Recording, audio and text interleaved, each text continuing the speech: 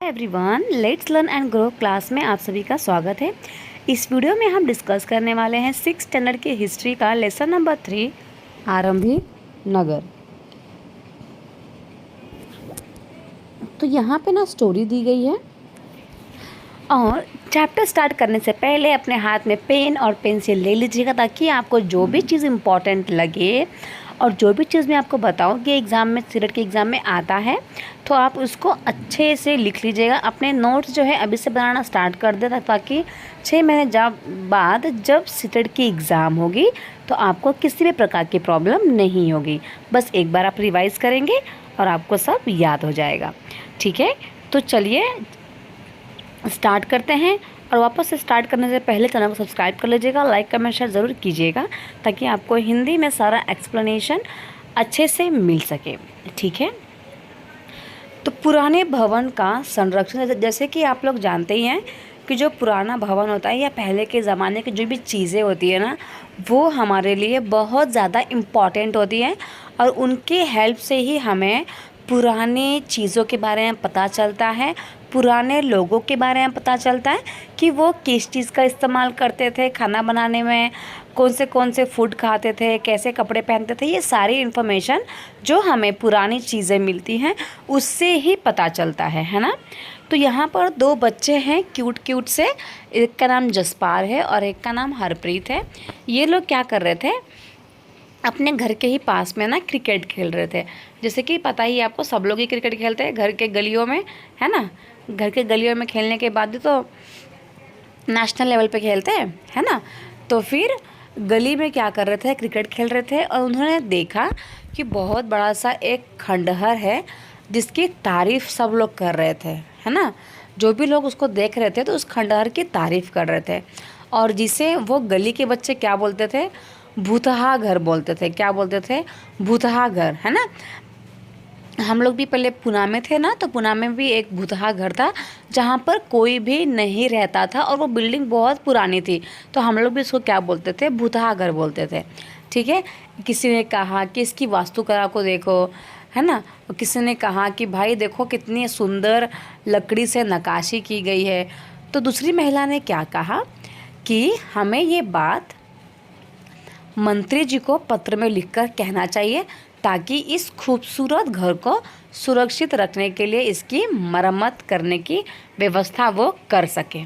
ठीक है, तो इसके बाद जो जसपाल है और जो हरप्रीत है वो सोचने लगे कि ऐसा क्या है इस पुराने खंडहर में कि लोगों को इतना लगाव है इससे, इसको बचाने के बारे में सोचा जा रहा है ना। तो ये सारी चीज़ें जो है बहुत इम्पोर्टेंट है। जो भी चीज़ें हमें भवन मिलते हैं पुराने ज़माने के, तो उसको बचाना हमारा कर्तव्य है ताकि आने वाली जनरेशन भी इसको देख सके कि 1500-1600 ईस्वी में कैसे घर या कैसे इमारतें बनी होती थी, है ना। अगर लाल किला को अगर हम सुरक्षित नहीं रखेंगे तो वो क्या होगा, डे बाय डे डैमेज हो जाएगा, है ना।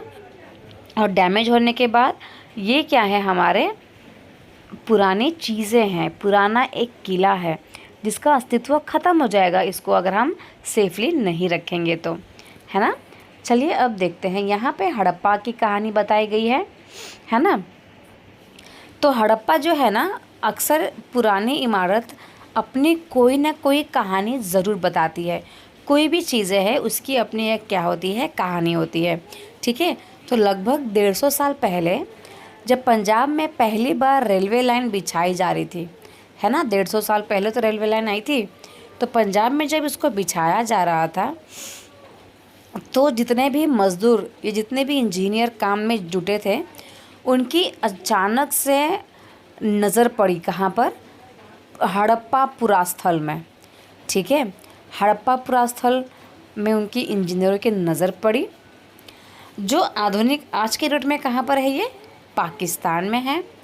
और उन्होंने सोचा कि यह एक ऐसा खंडहर है जहाँ से हमें अच्छी ईंटें मिल सकेगी, है ना। उन्होंने भी ये नहीं सोचा कि ये हमारा पूरा स्थल हो सकता है जिसको हमें सुरक्षित रखने की जिम्मेदारी हमारी है।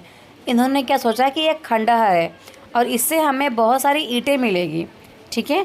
तो ऐसा सोचकर इन्होंने क्या किया, खंडहर से हज़ारों ईंटें उखाड़ लिए। ठीक है, हज़ारों ईंटें उखाड़ ले गए, जिससे क्या हुआ, उन्होंने रेलवे लाइन बिछाई और इससे कई इमारतें पूरी तरह नष्ट हो गई।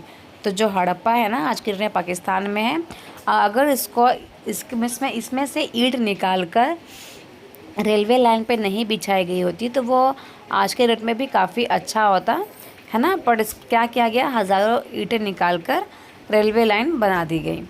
ओके, इसके बाद अगर हम बात करें तो लगभग 80 साल पहले पुरातत्वविदों ने इस स्थल को ढूंढा और तब पता चला कि यह खंडहर जो है ना, उपमहाद्वीप के सबसे पुराने शहरों में से एक है ना। तो ये जो खंडहर था वो सबसे पुराना एक शहर रह चुका था एक ज़माने में, है ना। और इस नगर की खोज सबसे पहले हुई थी, इसलिए बाद में मिलने वाले इस तरह के सभी पुरास्थलों में जो भी इमारतें और चीज़ें मिली, इन्हें हड़प्पा सभ्यता की इमारतें कहा गया, है ना। तो सबसे पहले जो है ना, हड़प्पा शहर ही मिला था। ठीक है, और सबसे पहले वो मिला। इसके बाद जितने भी पुरास्थल मिले या जितने भी पुरानी इमारतें मिली, इसको क्या कहा गया, हड़प्पा सभ्यता की इमारतें ही कहा गया। ठीक है, और इनका जो शहर का जो निर्माण है ना, लगभग 4700 साल पहले हुआ था। ठीक है, तो ये है हड़प्पा की कहानी। चलिए, प्राय पुरानी इमारतों को तोड़कर उनकी जगह पर नए भवन बनाए जाते हैं। तो क्या आपको लगता है कि पुरानी जो इमारतें हैं उनको सुरक्षित रखना चाहिए? कमेंट सेक्शन में ज़रूर बताइएगा कि क्यों इनको सुरक्षित रखना चाहिए, है ना। चलिए, अब हम पढ़ेंगे कि जो नगर बसे थे पहले के टाइम पे, इनकी विशेषता क्या थी, खासियत क्या थी, है ना। वो कहाँ बसे थे, वहाँ पे पानी था कि नहीं था, कौन से भगवान का इस्तेमाल करते थे, भगवान को पूजा करते थे, ये सारी चीज़ें। ठीक है, तो इन नगरों में से कई को 2 या उससे ज़्यादा हिस्सों में विभाजित किया गया था। ठीक है, जो पश्चिमी भाग छोटा था लेकिन ऊंचाई पर बना था, और पूर्वी हिस्सा बड़ा था लेकिन ये निचले इलाके में था। ठीक है, मतलब कि 2 भागों में नगरों को बसाया गया था, एक ऊंचाई पर, एक निचाई पर। जो ऊंचाई पर है उसका छोटा भाग था, है ना, और जो निचाई पे थे वो इलाके थोड़े से बड़े बड़े हुआ करते थे। ठीक है, तो ऊंचाई वाले भाग को पुरातत्वविदों ने नगर दुर्गे कहा है। क्या कहा इसको, नगर दुर्ग कहा। जो भी किसको कहा, ऊंचाई वाले भाग को। ये आप लोग ना लिख लीजिएगा, इम्पॉर्टेंट है। तो ऊंचाई वाले भाग को क्या कहा गया, नगर दुर्ग कहा गया, और निचले हिस्से को निचला नगर कहा गया। ठीक है, दोनों हिस्सों की 4 दीवारियाँ पक्की ईंटों की बनाई जाती थी, है ना। जो घर ऊपर बसे हैं जिसे नगर दुर्ग कहा जाता है, और जो घर नीचे बसे हैं जिसे निचला नगर कहा जाता था। ये दोनों की जो इमारतें हैं ना, जो भी 4 दीवारियाँ हैं, वो किसकी बनती थी, ईंटों की बनी होती थी। ठीक है, और इनकी जो ईंटें होती थी ना, वो पकी हुई होती थी, है ना, ताकि हज़ारों साल बाद आज तक इनकी दीवारें खड़ी रहें। इनकी जो दीवारें हैं वो ईंट की बनी हैं, और कैसी हैं, ये पकी हुई है, मतलब उसको भट्टी में अच्छे से पकाया गया है। और जो पकी हुई जो ईंटें होती हैं ना, वो बहुत ज़्यादा स्ट्रॉन्ग होती है, ताकि वो हज़ारों साल तक भी खड़ी रह सकें वो दीवारें। ठीक है, इसके बाद दीवार बनने के बाद क्या करते थे वो लोग, उनका चिनाई करते थे। ईंटों की पॉलिस्टर मतलब लगाते थे, चुनाई करते ना, चूना वगैरह लगाते, तो उसको वो इस तरह से लगाते थे ताकि उनकी जो दीवारें हैं वो और मज़बूत रहे, है ना। कुछ नगरों के नगर दुर्गे में कुछ खास इमारतें भी बनाई गई थी। अगर हम मिसाल के तौर पर बात करें तो जो मोहनजोदड़ो है, मोहनजोदड़ो में खास तालाब बनाया गया था, है ना, और जिसे पुरातत्वविदों ने एक महान स्नानागार कहा है। क्या कहा है इसको? स्नानागार। यहाँ कहीं फ़ोटो भी इसका दिया गया होगा। क्या कहा गया है इसको? स्नानागार। देख सकते हैं आप लोग ये। तो ये मोहनजोदाड़ो का महास्नानागार है, मतलब नहाने वाला प्लेस।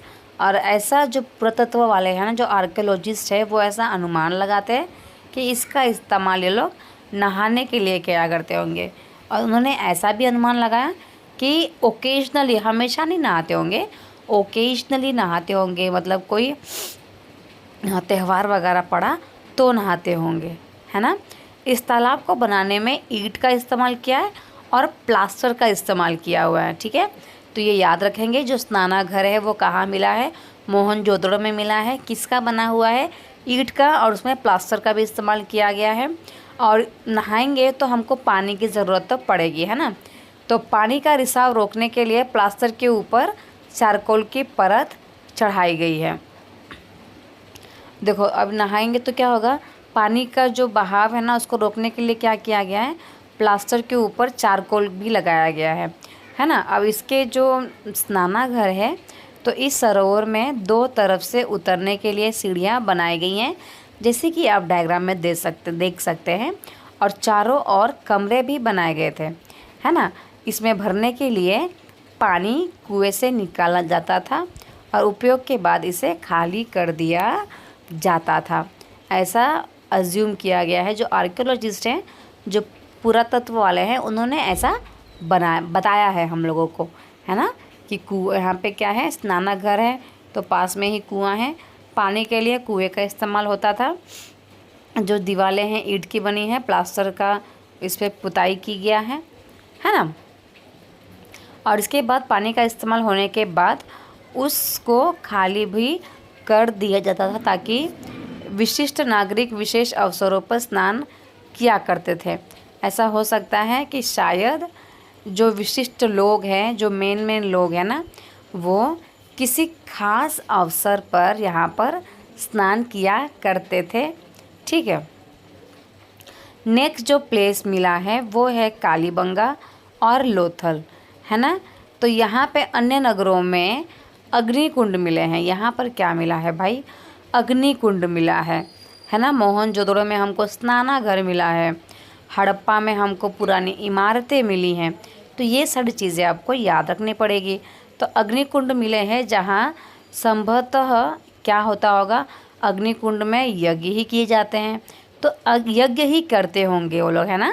तो हड़प्पा, मोहनजोदड़ो और लोथल जैसे कुछ नगरों में बड़े बड़े भंडार गृह भी मिले हैं, है ना। मतलब ये सारे एरियाज़ में भंडार गृह, मतलब कि भंडार रखने के लिए एक अलग सा कमरा भी मिला है। मतलब इनके पास जो भी चीज़ें होती होंगी ना, वो एक्स्ट्रा होती होंगी, ताकि यहाँ के लोग जो हैं वो आराम से अपने चीज़ों को रख सकें। नेक्स्ट क्लास पे हम नेक्स्ट टॉपिक करेंगे, ठीक है। नेक्स्ट टॉपिक है भवन, नाले और सड़कें। इस टॉपिक में इतना ही। हम यहाँ पे जो दिया हुआ है, डू यू नो, ये पढ़ लेते हैं, है ना। तो ये नगर जो है ना, आधुनिक पाकिस्तान में है। पंजाब और सिंध प्रांतों, भारत के गुजरात, राजस्थान, हरियाणा और पंजाब प्रांतों में मिले हुए हैं। इन सभी की जो पुरातत्वविदों को अनोखी वस्तुएं भी मिली हुई हैं, जैसे कि मिट्टी के लाल बर्तन जिन पर काले रंग के चित्र बने थे, पत्थर के बाट, मुहरे, मनके, तांबे, ये सारी चीज़ें मिली हुई है, ठीक है। चलिए, तो टॉपिक का नाम क्या है? भवन, नाले और सड़कें। तो वहाँ के भवन कैसे होते थे, नाले कैसे हुआ करते थे और सड़कें कैसी हुआ करती थी, ये हम पढ़ेंगे, ओके। तो इन नगरों के जो घर होते थे ना, वो आमतौर पर 1 या 2 मंजिल के होते थे। ये फर्स्ट फ्लोर और ये सेकंड फ्लोर, ठीक है। 1 या 2 मंजिल के हुआ करते थे। घर के आंगन के चारों ओर कमरे बनाए जाते थे। जैसे कि आज के डेट में भी अब गांव का घर देखेंगे तो बीच में आंगन होता है और उसके बाजू बाजू में कमरे होते हैं, है ना। तो ऐसे घर बनाए जाते थे और उसमें से एक अलग सा स्नानाघर भी होता था। और किसी किसी घरों में तो कुएं भी मिले हैं, पता है आपको लोगों को। तो पहले के ज़माने में क्या करते थे ना, घर के अंदर ही कुआं खोद लिया करते थे ताकि पानी जो है वो आसानी से अवेलेबल हो जाए। और अगर घर के अंदर कुआं नहीं है तो घर के बाहर तो डेफिनेटली हुआ करता था। ठीक है। अब ये जो नगरे हैं ना, इनके कई नगरों में जो नाले हुआ करते थे वो ढके हुआ करते थे। सोचो पहले के ज़माने के लोग कितने ज़्यादा स्मार्ट हुआ करते थे। उल्टा आज के डेट में ही खुले नाले हमको देखने को मिल जाते हैं, है ना। बट पहले के टाइम पे ढके हुए नाले होते थे और उन पे क्या किया गया था, सावधानी से सीधी लाइन में उन्हें बनाया जाता था। और हर नाली में हल्की ढलान भी होती थी ताकि पानी जो है ना वो आसानी से बह सके, है ना। समझ लो ये नाला है तो सीधी लाइन बनाई गई है, तो यहाँ से क्या होगा, ढलान होगा ताकि जो पानी है वो इजीली यहाँ से बहे और यहाँ से निकल जाए। ओके।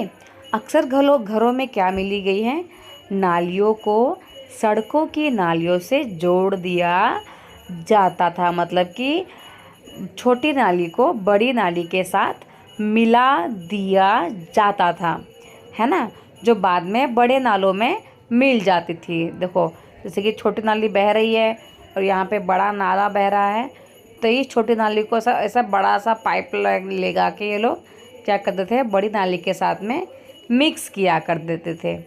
ठीक है। नाले को ढके होने के कारण इनमें क्या होते थे, जगह जगह पे मनहोल बनाए गए थे। मतलब फॉर एग्ज़ाम्पल यह नाला बन रहा है, बह रहा है, तो यहाँ बीच बीच में क्या होंगे, गड्ढे होंगे, है ना। तो क्यों बनाए गए थे मनहोल, ताकि बीच बीच में क्या हो सके, उसकी देखभाल हो सके और इसकी सफाई भी की जा सके। ठीक है। घर, नाले और सड़कों का जो निर्माण होता था ना, यह योजनाबद्ध तरीके से एक साथ ही किया जाता था। बहुत ज़्यादा प्लानिंग करना पड़ता था बनाने से पहले कि ये कैसा बनेगा, कैसे बनाना है, कैसे नहीं बनाना है।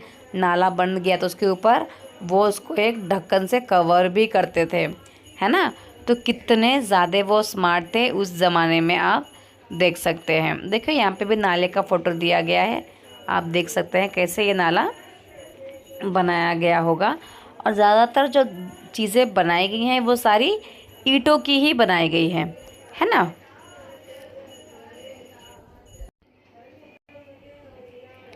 नेक्स्ट टॉपिक है नगरीय जीवन। अब यहाँ के लोगों का जीवन कैसा रहा होगा, सोच सकते हैं आप लोग कि कितने ज़्यादा स्मार्ट है। नाला बना रहे हैं, छोटे नाले को बड़े नाले के साथ कनेक्ट कर रहे हैं, है ना। इसके बाद उसके ऊपर होल भी कर रहे हैं ताकि जब ज़रूरत पड़े तो उसको साफ़ भी किया जा सके, है ना। देखो बिना पढ़े लिखे लोग, बिना किसी नॉलेज के कितने ज़्यादा स्मार्ट हुआ करते थे, है ना। चलिए देखते हैं कि इनका जीवन किस प्रकार से हुआ करता था। तो ऐसा लगता है कि हड़प्पा के जो नगरों में बड़ी हलचल रहा करती होगी, है ना। देखिए होगी लिखा है, क्यों, क्योंकि जो भी हमें एविडेंस मिले हैं उसके अकॉर्डिंग इस किताब को छापा गया है ना। तो ऐसा अज्यूम करते हैं कि हड़प्पा के नगरों में बहुत हलचल रहती होगी। और यहाँ के जो लोग हैं ना, वो मोस्टली ऐसे लोग वहाँ पे रहते होंगे जिसको इमारतें बनाने की योजना में वो लोग जुटे रहते होंगे मोस्टली, है ना। और यह संभवतः यहाँ के जो शासक थे, यह भी संभव है कि शासक लोगों को भेजकर दूर दूर से धातु, बहुमूल्य पत्थर और अन्य उपयोगी चीज़ें भी मंगवाते थे। ठीक है। शायद शासक लोग क्या करते होंगे, शायद जो शासक लोग हैं ना, वो खूबसूरत मन को और सोना चांदी के हेल्प से आभूषणों को बनाते होंगे, है ना। और ऐसी कीमती चीज़ों को अपने पास वो रखते होंगे। इन नगरों में लिपिक भी होते थे जो मोहरों पर तो लिखते ही थे। मतलब जो हड़प्पा सभ्यता मिली ना हम लोगों को, तो इनकी अपनी खुद की एक लिपि भी होती थी। और उन्होंने मोहरों के ऊपर, मतलब जो पैसे होते थे ना, इसके ऊपर वो लिखते भी थे, बट क्या लिखते थे वो आज तक समझ में नहीं आया है। और ऐसा भी हो सकता था कि मुहरों के अलावा और भी चीज़ों पर वो उसको लिखते होंगे, है ना। बट ये सारी चीज़ें नहीं बच पाई है ना, क्योंकि ये सब चीज़ें बहुत पुरानी हैं, 4700 पहले की हम बातें कर रहे हैं। और ये सारी चीज़ें जो हैं वो अब डैमेज हो चुकी हैं, है ना। इसके अलावा नगरों में शिल्पकार स्त्री और पुरुष भी रहते थे, मतलब पुरुष के साथ साथ शिल्पकारी करना स्त्रियों को भी आता था, और वो लोग भी इस नगरों में रहते थे, जो क्या करते थे, अपने घरों के लिए या फिर किसी उद्योग स्थल के लिए तरह तरह की चीज़ें बनाते होंगे, है ना। ऐसा भी हो सकता है कि यहाँ के जो लोग हैं वो लंबी यात्राएं भी करते होंगे, है ना, और वहाँ से आते वक्त कोई उपयोगी वस्तु भी लाते होंगे, है ना। जहाँ फॉर एग्ज़ाम्पल अगर हम लोग भी कहीं घूमने जाते हैं तो कुछ ना कुछ यादगार के रूप में वहाँ से कुछ ना कुछ तो लाते ही हैं, जो हमें हमारे लिए क्या बन जाती है, हमेशा के लिए कहानियाँ बन जाती है ना। और साथ में ही क्या लाते थे, सुदूर देशों की किस्से और कहानियाँ। मिट्टी से बने कई खिलौने भी यहाँ पर मिले गए हैं जिसे बच्चे खेलते होंगे। जैसे कि आप देख सकते हैं ये मोहनजोदाड़ो की का फ़ोटो है, ठीक है। ये क्या है, एक रास्ता बनाया गया है और ऊपर से रास्ता और नीचे से नाला जो कि अब डैमेज हो चुका है। तो ये जो नाला है नीचे नीचे नीचे और ऊपर क्या होता था, रास्ता जो कि डैमेज हो चुका है। इसके बाद यहाँ पर कुएं का भी फ़ोटो मिला है, जैसे कि आप देख सकते हो, ठीक है।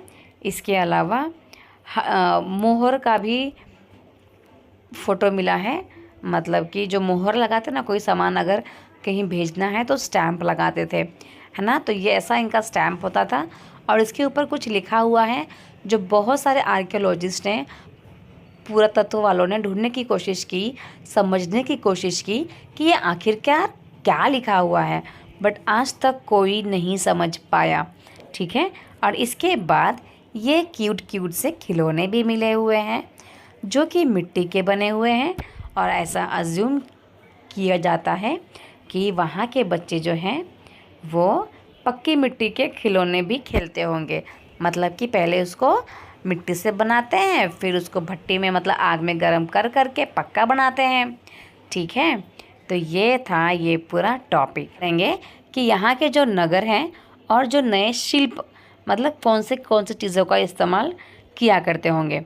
जैसे कि आप यहाँ पे फ़ोटो में देख सकते हैं कि वाइट कलर का जो पत्थर है ना, इसको बाट बोलते हैं, ठीक है। पत्थर के बाट, देखो बाट मतलब क्या होता है, किसी चीज़ को नापने के लिए इसका इस्तेमाल उन्होंने किया होगा, है ना। तो कितने ध्यान से और उपयुक्त तरीके से इन बाटों को बनाया गया है, जैसे कि आप देख सकते हैं कितना नीट एंड क्लीन है ना। और इन्हें चट पत्थर से बनाया गया था। कौन से पत्थर से बनाया गया है, चट पत्थर। और ये शायद हो सकता है कि बहुमूल्य पत्थरों में से एक है और जिसका इस्तेमाल तोलने के लिए बनाया गया होगा, किसी भी चीज़ को तोलने के लिए इसको बनाया गया होगा, ठीक है। फिर यहाँ पे आप देख सकते हो कि धागा की हेल्प से उन्होंने, बहुत सारे मोतियों की हेल्प से उन्होंने कान का, नाक का, गले का बनाया है ना। तो ये सारे जो हैं मनकों से बनाए गए हैं और ऐसा हम अज्यूम कर सकते हैं कि पहले के लोग कान का, नाक का, गले का भी पहनते होंगे, ठीक है। और बाजू में आप ये धारदार चीज़ भी देख सकते हैं, है ना। ये जो है धारदार फलक है जिसका इस्तेमाल किसी चीज़ को काटने वगैरह में या इसके लिए किया जाता होगा। नेक्स्ट जो है वो है मोहनजोदाड़ो में मिली गई एक आदमी का स्टैचू। और इस आदमी के स्टैचू में उसने क्या पहना है, कपड़ा पहना है और कपड़े में बहुत सारे डिज़ाइन आप देख सकते हैं। मतलब ऐसा अज्यूम कर सकते हैं कि पहलों के जो लोग थे ऐसे कढ़ाईदार कपड़े पहनते होंगे, ठीक है ना। चलिए अब स्टार्ट करते हैं इस टॉपिक को। तो अब हम कुछ ऐसी चीज़ों के बारे में पढ़ेंगे जो कि हड़प्पा के नगरों से प्राप्त हुई है। ठीक है, और जो पुरातत्व वाले हैं ना, जो चीज़ उनको वहाँ मिली है उसके बारे में हम पढ़ेंगे। ठीक है, तो उन लोगों को अधिकतर वहाँ पर पत्थर मिले, शंख मिले, तांबे, कांसे, सोने और चांदी जैसी धातुओं से बनाई गई थी, है ना। तो क्या मिले हैं उनको? अधिकतर वहाँ पे पत्थर मिले हैं, शंख मिले हैं, है ना। और जो जो जितनी भी धातुएं बनाई गई हैं वो इन चीज़ों की ही बनाई गई हैं, है ना। जो तांबा है और कांसों से औजारें बनाई गई हैं, हथियार बनाए गए हैं, गहने और बर्तन बनाए जाते थे। और आज के डेट में भी देखा होगा आपने, तांबे के बर्तन तो यूज़ करते ही हैं हम लोग, और कांसे के भी करते हैं, है ना। और जो सोना है, चांदी है, उससे क्या बनाते होंगे? गहने बनाते थे और बर्तन बनाए जाते थे। ठीक है, यहाँ पर बहुत सारी आकर्षक वस्तुएं की बनी हुई चीज़ें मिली हैं, जैसे कि मनके, बाट और फलक, जो कि मैंने आपको पहले ही दिखा दिया, है ना। अगर हम हड़प्पा सभ्यता के बात करें तो यहाँ पर लोग क्या करते थे? पत्थर के मुहरे बनाते थे, मतलब स्टैम्प मारने के लिए पत्थर के मुहरे बनाते थे। और ये कैसे होते थे? आयताकार शेप के होते थे। ठीक है, इसे आयताकार मतलब कि रेक्टेंगल के शेप के होते थे। और ये जो मुहरे हैं ना, सामान्यतः जानवरों के चित्र में मिलते थे। ठीक है, हड़प्पा सभ्यता के जो लोग हैं वो काले रंग से डिज़ाइन किए हुए खूबसूरत लाल मिट्टी के बर्तन बनाते थे, है ना। मतलब जो बर्तन बना रहे हैं वो बना रहे हैं वो लोग लाल कलर का। ठीक है, बट इसके ऊपर जो वो लोग डिज़ाइन बना रहे हैं ना, वो काले कलर का बना रहे हैं। ठीक है, तो ये याद रखना है आपको, एग्ज़ाम में पूछा जा सकता है। ठीक है, चलिए आगे देखते हैं। तो संभवतः 7000 साल पहले मेहरगढ़ नाम का एक जगह है जहाँ पर कपास की खेती होती थी, है ना। और मोहनजोदड़ो से कपड़ों के टुकड़ों के भी अवशेष मिले हैं। चांदी के एक फूलदान के ढक्कन तथा कुछ अन्य तांबे की वस्तुओं से चिपके हुए मिले हैं। ठीक है, तो कपड़े के जो टुकड़े मिले हैं ना, उसके अवशेष चांदी के एक फूलदान से ढककर और कुछ अन्य धातुओं से चिपके हुए मिले हैं, है ना। तो पक्की मिट्टी तथा फेन से बनी तकलियाँ सूत कताई का संकेत देती हैं। तो ऐसा अज्यूम कर सकते हैं कि ये पक्की मिट्टी और फेन से बने हुए हैं, है ना, जो कि सूत कताई का संकेत दे रही है। मतलब सूत का कोई कढ़ाई वगैरह उन्होंने किया होगा उस पर, है ना। मतलब सूत मतलब कि धागे वगैरह की कढ़ाई। चलिए आगे देखते हैं। ऐसे इसमें से अधिकांश वस्तुओं का निर्माण विशेषज्ञों ने किया है। मतलब कि जिसको पहले से ही नॉलेज है जिस चीज़ की, उन्होंने ही इन वस्तुओं का निर्माण किया है, जिसे हम क्या कहते थे? विशेषज्ञ कहते थे। जैसे कि कुम्हार है तो उसको बर्तन, मिट्टी के बर्तन गढ़ना आएगा। सोनार है तो सोने की चीज़ों से उसको कान का, नाक का बनाने आएगा। लोहार है तो लोहे की चीज़ों से और डिफरेंट वेपन्स वगैरह बना सकते हैं। तो उसको हम क्या कह सकते, बोलते थे? विशेषज्ञ वो कहते थे, है ना। चलिए आगे देखते हैं।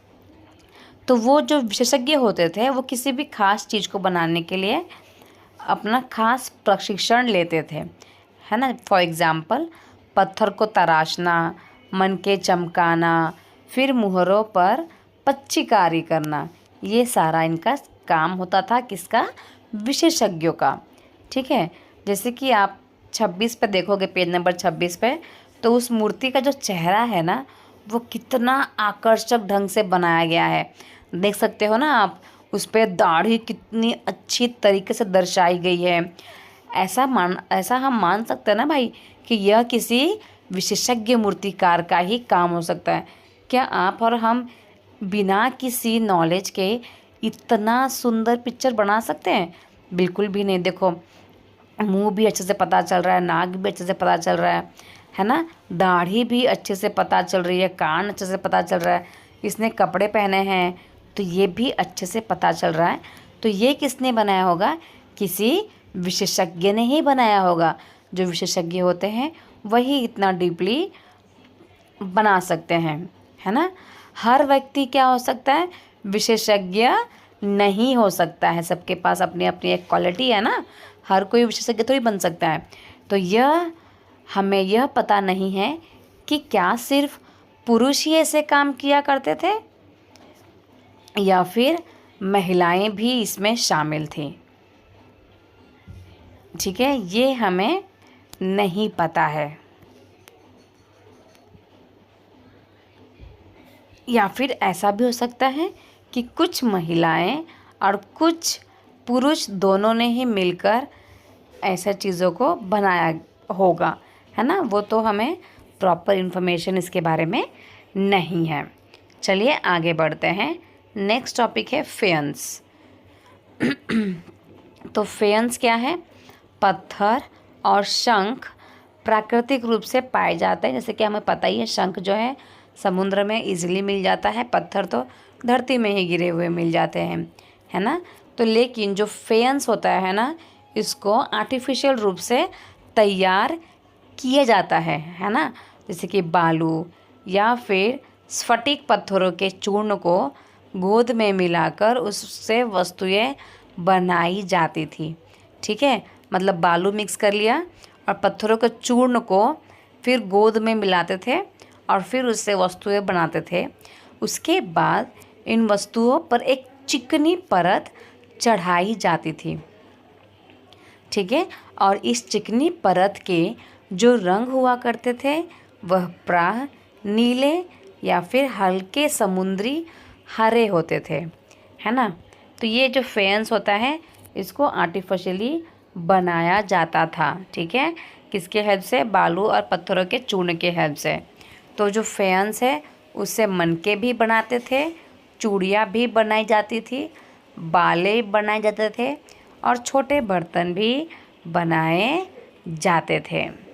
ठीक है, चलिए आगे देखते हैं। कच्चे माल की खोज। अब कच्चे माल की खोज कैसे हुई होगी?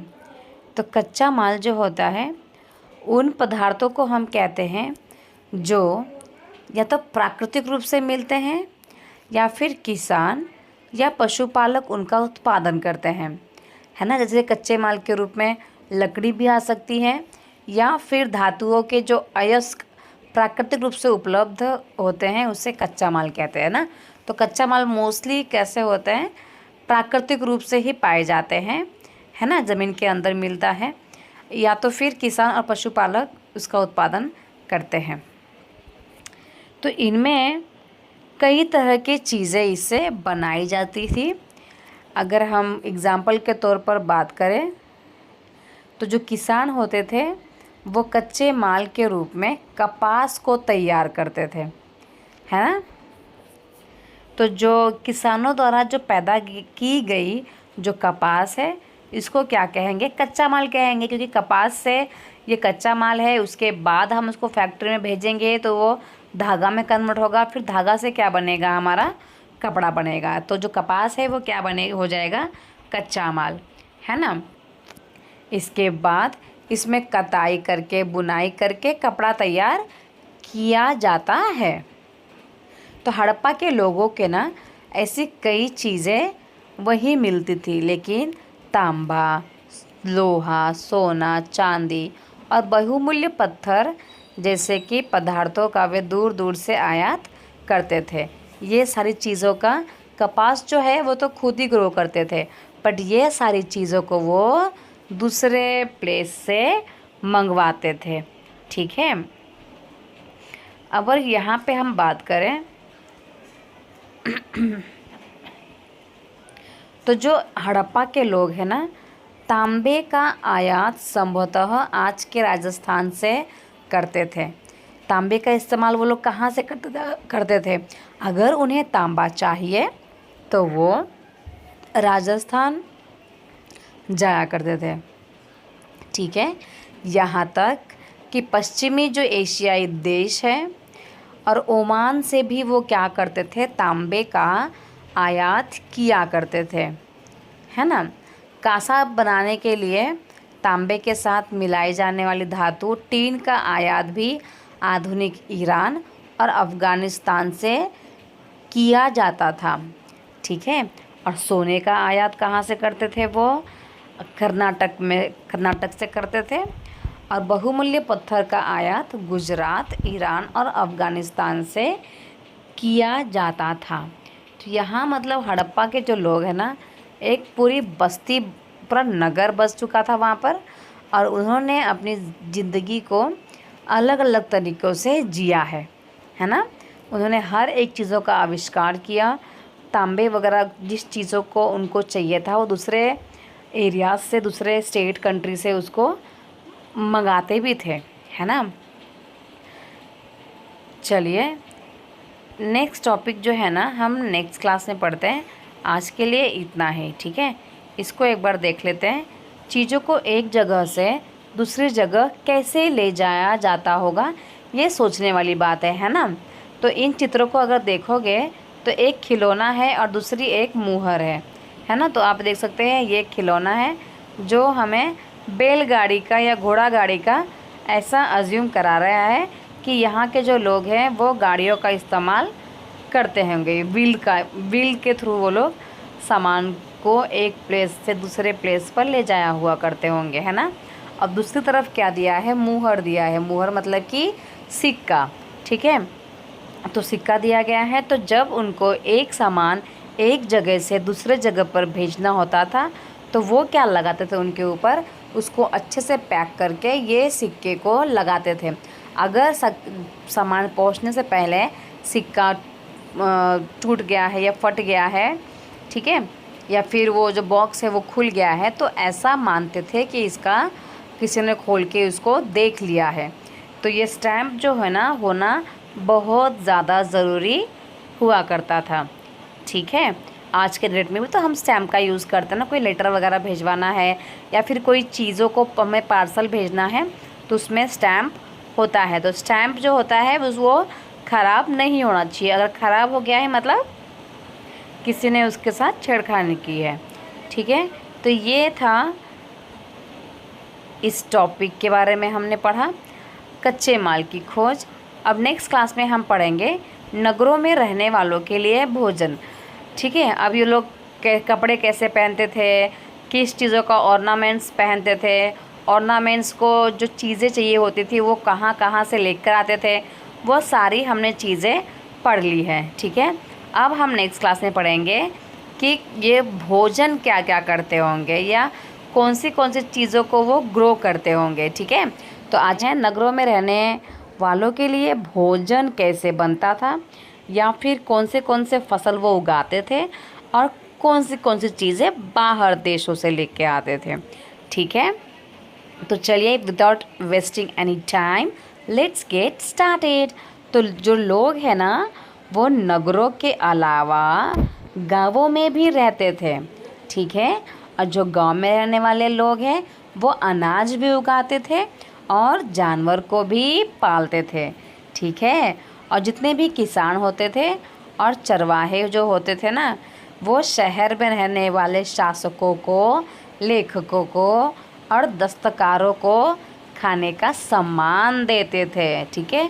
क्योंकि जो शहर में रहने वाले जो लोग होते हैं वो गाँवों के रहने वाले लोगों के ऊपर डिपेंड रहते हैं खाना खाने के लिए, है ना।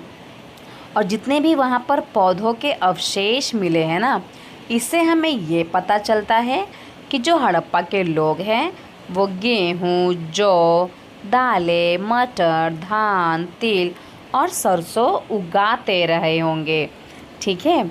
ज़मीन की जुताई के लिए ये हल का प्रयोग करते थे, जो कि एक नई बात थी, है ना। पहले के ज़माने के लोगों को क्या पता था कि हल क्या होता है। बट जब हड़प्पा के बारे में पढ़ना हमने स्टार्ट किया तो उन्होंने हल का आविष्कार कर लिया था, ठीक है। हड़प्पा काल के हल तो नहीं बच पाए हैं, ये सारे डैमेज हो चुके हैं, ख़राब हो चुके हैं, क्योंकि वो किसके बने होते थे, लकड़ी के बने होते थे, है ना। तो लकड़ी में तो क्या होते हैं, एक समय के बाद कीड़े वगैरह लग जाते हैं तो वो ख़राब हो जाते हैं, है ना। लेकिन हल के आकार का खिलौना भी उनको मिला है, और ऐसा अज्यूम करते हैं कि यहाँ के जो बच्चे होंगे वो भी ये हल के खिलौने से ही खेला करते होंगे, ठीक है। इस क्षेत्र में बारिश बहुत कम होती थी, इसलिए सिंचाई के लोगों ने ना सिंचाई के लिए लोगों ने क्या किया है, कुछ तरीके अपनाए होंगे, है ना। जैसे कि पानी का संचय किया जाता होगा, पानी को बचाते होंगे, और ज़रूरत पड़ने पर क्या करते होंगे, फसलों की सिंचाई की जाती होगी, ठीक है। तो ये लोग बहुत ज़्यादा स्मार्ट हैं। अब देख सकते हैं, है ना, कि भाई पानी कम है तो चलो बारिश होगी तो पानी का क्या किया जाएगा, स्टोर करेंगे हम पानी को, और जब भी ज़रूरत पड़ेगी तब हम इसका इस्तेमाल करेंगे, है ना।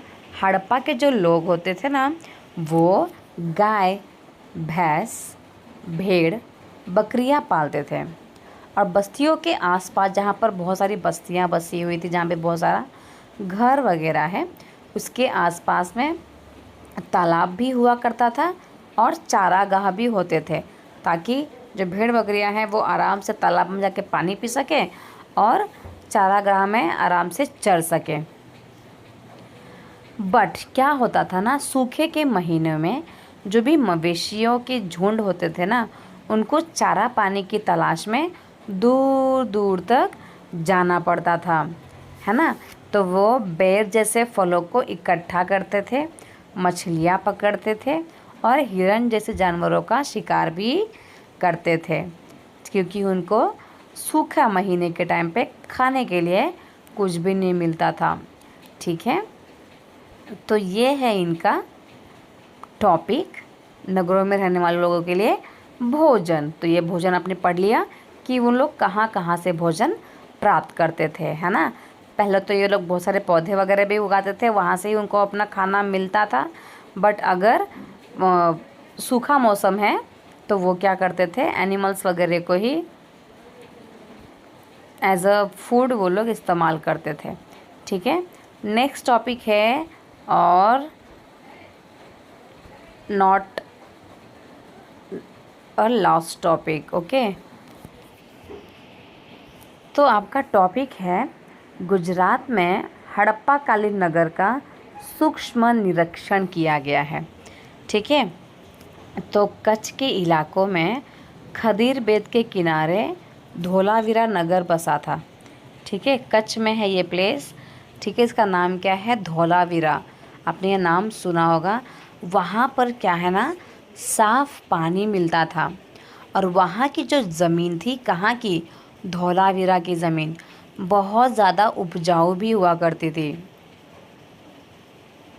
जहाँ पर क्या हुआ है, हड़प्पा सभ्यता के कई नगर दो भागों में विभक्त थे, वही धोलावीरा नगर को 3 भागों में बांटा गया था, है ना। जैसे कि हमने पढ़ा सभ्यता में, हड़प्पा सभ्यता में हमने पढ़ा कि जो हड़प्पा सभ्यता है उसको 2 भागों में बांटा गया है।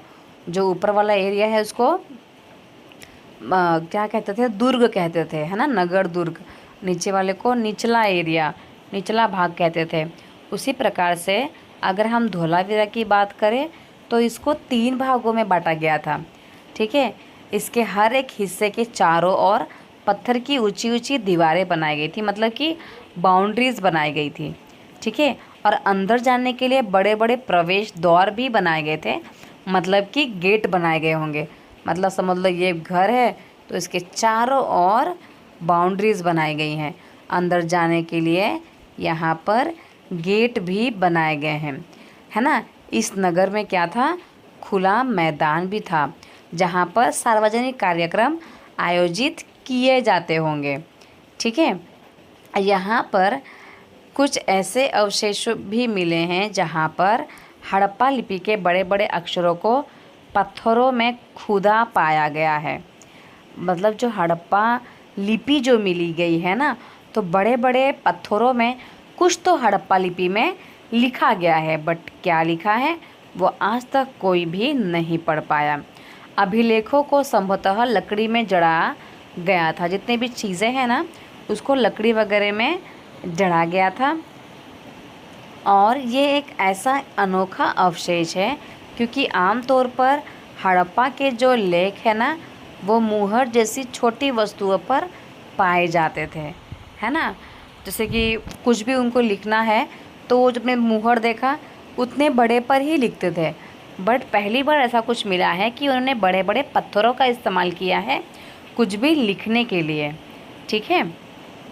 गुजरात की अगर हम बात करें तो गुजरात में खंभात की खाड़ी में मिलने वाली जो साबरमती है कि एक उपनदी के किनारे बसा लोथल नगर ऐसे स्थान पर बसा था जहाँ पर कीमती पत्थरें जैसे कि कच्चा माल आसानी से मिल जाता था, ठीक है। तो यह जो है ना पत्थरों, शंखों और धातुओं से बनाई गई चीज़ों का एक महत्वपूर्ण केंद्र था। इस नगर में क्या मिले गए हैं, भंडार गृह भी मिले हैं, ठीक है। और इस महाभंडार गृह से कई मुहरें और मुद्रांकन या फिर मुहरबंदी मतलब गीली मिट्टी पर दबाने से बनी उनकी छाप भी मिली हुई है। मतलब कि गीली मिट्टी पे जब हम लोग किसी चीज़ को छापते हैं तो उसका छाप पड़ जाता है ना, वैसी चीज़ें भी मिली गई हैं, ठीक है। तो ये हम किसके बारे में पढ़ रहे हैं, गुजरात के लोथल के बारे में, कि यहाँ पर क्या मिला गया है, भंडार गृह भी मिले हैं, बहुत सारे कीमती पत्थर भी मिले हैं, है ना, जैसे कि पत्थर, शंख, धातुएं, ये सारी चीज़ें, है ना। और ये जो लोथल शहर है वो साबरमती के किनारे बसा हुआ है। चलिए आगे देखते हैं। जो लोथल का बंदरगाह है ना, मतलब बंदरगाह मतलब जो किनारे वाला एरिया होता है जहाँ पर शिप वगैरह आके रुकती हैं। तो ये जो है ना तालाब, बहुत बड़ा तालाब का बंदरगाह रहता होगा जहाँ समुद्र के रास्ते आने वाली नावें रुकती थी। संभवतः यहाँ पर माल चढ़ाया या उतारा जाता होगा। तो लोथल का जो बंदरगाह है ना वो बहुत बड़े तालाब का बंदरगाह है, ठीक है। तो जितने भी समुद्र से आते होंगे ना नावें वगैरह वो वहीं रुकती होगी और वहीं पर ही सामान वगैरह को चढ़ाया जाता होगा। देख सकते हैं आप किस तरीके से उसको बाउंड्रीज बनाई गई हैं तालाब का, है ना। और यहाँ पर एक इमारत मिली है जहाँ संभवतः मनके बनाने का काम होता था क्योंकि वहाँ पर पत्थर के टुकड़े मिले हैं, अध बने मनके मिले हैं, मनके बनाने के लिए जो उपकरण चाहिए वो भी मिले हैं। तो ये सारी चीज़ें वहाँ पर मिली हैं। तो इसलिए ऐसा जो पुरातत्व वाले हैं वो बोलते हैं, ऐसा बोला है उन्होंने कि मनके बनाने के लिए एक पर्टिकुलर रूम भी मिला है, मतलब एक इमारत भी मिली है जहाँ पर मनके वगैरह बनाए जाते होंगे, ठीक है। चलिए देखते हैं नेक्स्ट। तो मुद्रा, मोहर और मुद्रांकन या फिर मुहरबंदी। तो मुहरों का जो प्रयोग होता था सामान से भरे उन डिब्बों या थैलों को चिन्हित करने के लिए किया जाता होगा। मतलब कोई सामान बॉक्स में भर दिया है, अब इसके ऊपर क्या लगाते थे वो लोग, मोहर लगा देते थे, है ना, जिन्हें एक जगह से दूसरे जगह भेजा जाता था।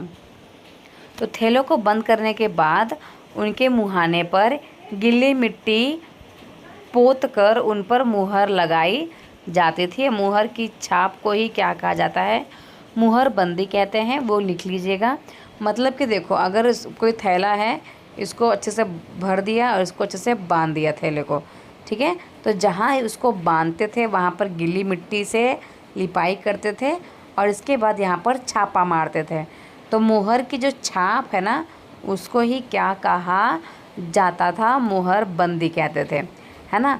अगर ये छाप टूटी हुई नहीं होती थी तो यह साबित हो जाता था कि सामान के साथ कोई भी छेड़छाड़ नहीं हुई है, जैसे कि मैंने आप लोग को पहले ही बता दिया था, है ना।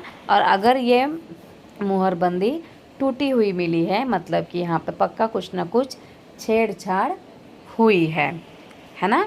अब ये लास्ट टॉपिक है और इसके बाद चैप्टर यहीं पे ख़त्म हो जाता है। तो चलिए जल्दी से ख़त्म करते हैं। तो इस सभ्यता के बारे में तो हमने पढ़ लिया, हड़प्पा सभ्यता के बारे में कि कैसे ये मिली, कैसे यहाँ के लोगों ने अपना जीवन को व्यतीत किया, कैसे उन्होंने खाना खाया, है ना, कैसे उन्होंने क्रॉप्स वगैरह ग्रो किए, कौन से क्रॉप्स ग्रो किए, ये सारा हमने पढ़ा। अब इस सभ्यता का अंत कैसे हो गया भाई, है ना। तो चलिए देखते हैं कि जो हड़प्पा सभ्यता है वो ख़त्म कैसे हो गई। तो लगभग 2900 साल पहले एक बड़ा बदलाव देखने को मिला, ठीक है। और अचानक इन लोगों ने क्या किया, यहाँ के जो लोगों हैं ना, जो लोग थे, इन्होंने नगरों को छोड़ दिया और उन्होंने लेखन, मुहर और बाटों का भी प्रयोग करना बंद कर दिया, ठीक है। दूर दूर से कच्चा माल का आयात काफ़ी कम हो गया। मोहनजोदड़ो में जैसे कि सड़कें मिली थी, है ना, तो सड़कों पर कचरों का ढेर बनने लगा। जल निकास मतलब पानी निकालने के लिए जो उन्होंने प्रणाली बनाई गई थी वो भी नष्ट हो गई और सड़कों पर ही झुग्गी नुमा घर बनाए जाने लगे। समझ में आ रहा है। तो सड़क है यहाँ पर, तो सड़कों के नीचे ही झोपड़ी जैसा घर बनाने लग गए और ये जो नगर है वो छोड़ दिया उन्होंने, और जो भी सामान का ये लोग आयात वगैरह करते थे वो सारा उन्होंने बंद कर दिया, ठीक है। तो यह सब आखिर क्यों हुआ, बहुत बड़ा प्रश्न यहाँ पर खड़ा होता है ना। तो इसके बारे में कुछ पता नहीं है। कुछ ऐसे विद्वान हैं, उनका कहना है कि हो सकता है कि यहाँ पर नदियाँ सूख गई थी, है ना, इसलिए वो दूसरी जगह पे शिफ्ट हो गए।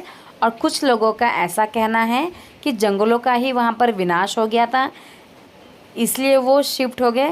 और इसका कारण यह भी हो सकता है कि ईंटें पकाने के लिए ईंधन की ज़रूरत पड़ती थी, ठीक है, इसलिए शायद से वो दूसरे एरिया में शिफ्ट हो गए। इसके अलावा जो मवेशियाँ होते थे उनको बड़े बड़े झुंडों से चारागाह और घास वाले मैदान समाप्त हो गए होंगे, मतलब कि जो भी एनिमल्स वगैरह को पालते थे, तो हो सकता है कि जो घास वगैरह है वो ख़त्म हो गया होगा, तो इसलिए शायद से वो दूसरे जगह में शिफ्ट हो गए। या तो फिर कुछ इलाकों में बाढ़ आ गई होगी, इसलिए उन्होंने हड़प्पा नगर को छोड़कर दूसरे जगह पर चले गए। लेकिन इन कारणों से यह स्पष्ट नहीं हो पाता है कि सभी नगरों का अंत कैसे हो गया, क्योंकि बाढ़ और नदियों सूखने का असर कुछ ही इलाकों में हुआ होगा ना, है ना। अगर बाढ़ आती भी है तो एक पर्टिकुलर एरिया में ही आती है, पूरा का पूरा गुजरात थोड़ी एक साथ में डूब जाएगा, है ना। गुजरात में वापी डूबेगा, वलसाड़ डूबेगा, सूरत डूबेगा, अहमदाबाद डूबेगा, पर गांधीनगर थोड़ी डूब जाएगा, या फिर दादरा नगर हवेली थोड़ी डूब जाएगा, है ना। तो कुछ ही इलाकों में अगर बाढ़ भी आती है तो कुछ ही इलाकों में आती है। तो ये स्पष्ट नहीं हो पाया कि हड़प्पा सभ्यता किस प्रकार से ख़त्म हो गई, है ना। ऐसा लगता है कि शासकों का जो नियंत्रण होगा वो समाप्त हो गया होगा। जो भी हुआ, परिवर्तन का असर बिल्कुल साफ दिखाई देता है। आधुनिक पाकिस्तान के जो सिंध और पंजाब की जो बस्तियां हैं ना, वो उजड़ गई थी। कई लोग जो हैं पूर्व और दक्षिण के इलाकों में नई और छोटी बस्तियों में जाकर बस गए और लगभग 1400 साल बाद नए नगरों का विकास हुआ। इनके बारे में हम लेसन नंबर 5 और लेसन नंबर 8 में पढ़ेंगे। तो इसमें हमने पढ़ा था हड़प्पा सभ्यता के बारे में। ये चैप्टर आज हमारा ख़त्म हो गया है। बहुत ही इंटरेस्टिंग चैप्टर था। और यहाँ पे जो दिया है ना, निम्नलिखित का सुमेल करो, बहुत ज़्यादा इम्पॉर्टेंट है ना। आप मुझे कमेंट सेक्शन में ज़रूर बताइएगा कि कहाँ से ये लोग कौन सी चीज़ें लाते थे, मतलब कि तांबा कहाँ से लाते थे। जैसे कि आपने पढ़ा कि सोना जो है वो लेके आते थे कर्नाटका से, है ना। बहुमूल्य पत्थर जो है वो लाते थे वो गुजरात से, है ना। टीन जो है वो लाते थे अफ़गानिस्तान से, तांबा वगैरह राजस्थान से। तो ये है इसका सही मिलान। तो आज के लिए इतना ही, मिलते हैं नेक्स्ट क्लास में। तब तक के लिए बने रहे let's learn and grow class में। Thank you so much everyone. अगर वीडियो आपको अच्छी लग रही है प्लीज़ कमेंट सेक्शन में एक बार अप्रिशिएट ज़रूर कर दीजिएगा। और अगर वीडियो में कोई कमी है या फिर कोई प्रॉब्लम है तो आप मुझे वो भी बताइएगा, ताकि मैं अपने वीडियोज़ में इम्प्रूवमेंट ला सकूँ। Thank you so much everyone.